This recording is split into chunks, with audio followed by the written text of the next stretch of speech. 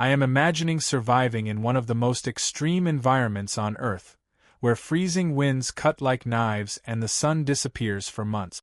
Sounds impossible to me.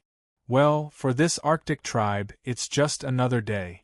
Scientists have been absolutely stunned by their ability to thrive in brutal conditions that would leave most people shivering in defeat. From mind-blowing adaptations to ancient survival secrets, this tribe has left researchers scratching their heads. The Inuit are out there surviving in a place where the air can freeze your skin in seconds, where the sun disappears for months, and where your next meal depends on hunting massive sea creatures with nothing but traditional tools. These Arctic survivors have defied what we thought humans were capable of, and scientists are absolutely baffled. Ever heard of the saying, "You are what you eat"? Well, if that were true for the Inuit, they'd be made of raw meat and blubber. Science says their diet should be killing them. We're talking about a near-exclusive intake of fatty whale, seal, and fish with barely any vegetables or fruits in sight. By all logic, that much animal fat should send cholesterol levels through the roof and cause heart disease. But guess what? The Inuit have some of the healthiest hearts on the planet. Their secret? A genetic adaptation that helps their bodies process fats differently. That's right, evolution might have handed them a cheat code for survival in one of the most extreme environments on Earth. Ever stepped outside in freezing temperatures and felt your fingers go numb? This tribe is surviving in sub-zero conditions with minimal clothing. The Inuit don't just survive the cold, they thrive in it. Scientists have discovered that their bodies generate heat differently from most humans. Their metabolism is turbocharged, allowing them to stay warm even when the temperature dips to deadly levels. And their bodies are literally shaped for survival. Shorter limbs and stockier builds help them conserve heat. It's almost as if they were engineered for the Arctic, making researchers wonder just how deep these adaptations go. You've probably heard that the Inuit have dozens of words for snow, right? Well, that's just the tip of the iceberg, pun intended. Their language, Inuktitut, actually shapes how they see the world.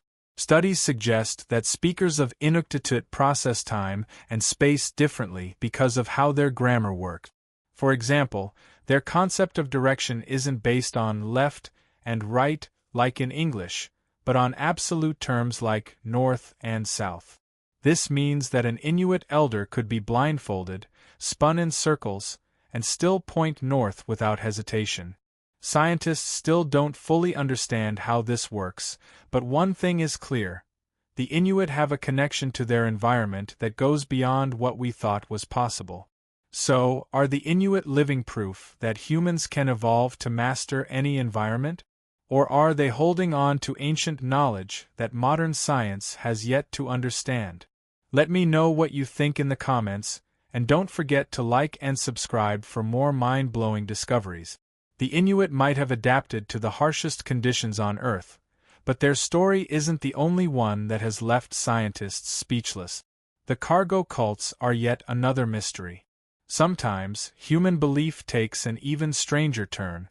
This is a group of people witnessing technology so advanced that it might as well be magic. Now, what if they started worshipping it?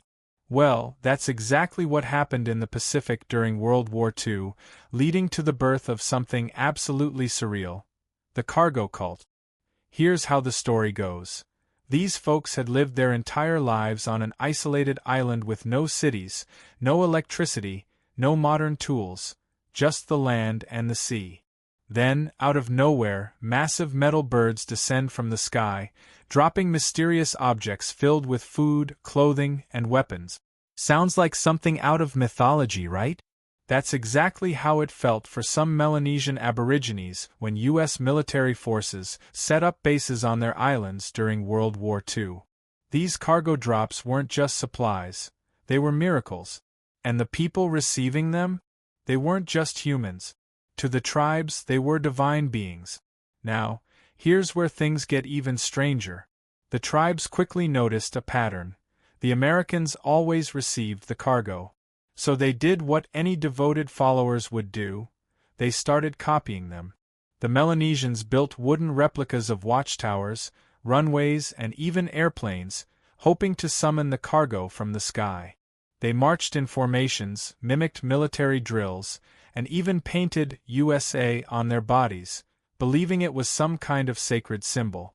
But there was one small problem. No matter how much they imitated the soldiers, the cargo never returned. When the war ended, the U.S. military packed up and left, taking their supplies and their miracles with them. But for the tribes, this wasn't just an army leaving, it was their gods abandoning them. Some even believed the soldiers had stolen their deities, taking the cargo back to another world. Desperate to reconnect, they continued performing their rituals, waiting for the sky to open up once more. But the parachutes never came back. While modern anthropologists now use the term cargo cult to describe blind imitation, for the people who lived it, this was no metaphor. It was a reality they couldn't escape. The Melanesians weren't the only group to leave researchers stunned. Deep in the jungles of northeast India, the Naga tribe has a history so intense that it's almost hard to believe. These are the Naga people, a collection of over 40 tribes spread across the border between India and Myanmar. But while they might seem like just another indigenous group living off the land, their past reveals something much darker, something that has fascinated and terrified outsiders for centuries.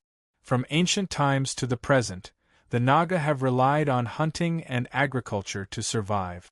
But their hunters weren't just skilled, they were legendary.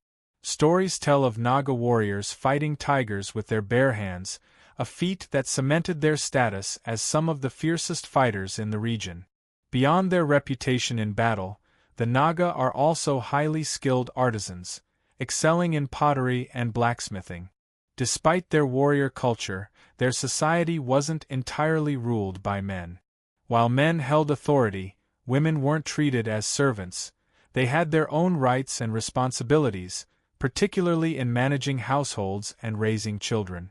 One of the most fascinating customs in Naga families is their inheritance system. When the eldest son marries, the family home is passed down to him, while the parents move out and build a new house for themselves. For the most part, the Naga seem to lead quiet, self-sufficient lives. But this is where things take a shocking turn. Up until nearly the end of the 20th century, the Naga were infamous for one of the most brutal traditions ever recorded, headhunting. This wasn't just about warfare. Taking an enemy's head was a rite of passage, a way to gain status and honor in the community. The more heads a warrior collected, the more respect he earned, and his body was often covered in tattoos to show off his victories. These gruesome trophies were a symbol of power, a tradition so deeply ingrained that it persisted for centuries. As time went on, the world around them changed, and the practice of headhunting was eventually outlawed. But the stories of the Naga warriors still live on, haunting the dense jungles where they once fought and conquered. The Naga might have left their violent past behind, but deep in the mountains of Papua New Guinea, the Yali tribe has captured the world's curiosity. Isolated from modern civilization, the Yali people live in the rugged highlands, far from the influence of technology and globalization. For decades they remained a mystery, until one British explorer risked everything to meet them. The Kuna tribe has carved out a reputation of its own, and it isn't just about dazzling textiles and vibrant colors.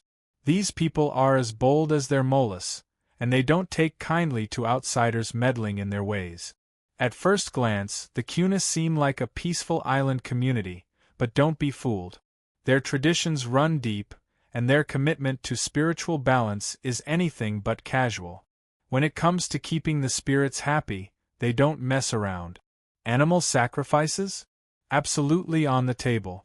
These ceremonies aren't just old customs, they're essential to the Kuna's way of life. Every ritual carries serious weight, ensuring their world stays in harmony. And if that means making some intense offerings, so be it. But here's where things get even more intense. The Kuna aren't just protectors of their traditions, they're defenders of their land. For generations, they fought off anyone who's tried to impose on them, and they aren't about to stop now. Whether it's resisting outside influence or pushing back against those who threaten their autonomy, the Kuna make one thing clear: they call the shots on their own land. The Kuna fiercely guard their traditions, but over in the frozen wilderness of Northeast Asia, another resilient group has been preserving its way of life for centuries. The Chukchi, an indigenous people of the Chukotka region in Russia, might not be as well known as some other tribes, but their ability to thrive in one of the harshest environments on Earth is nothing short of incredible.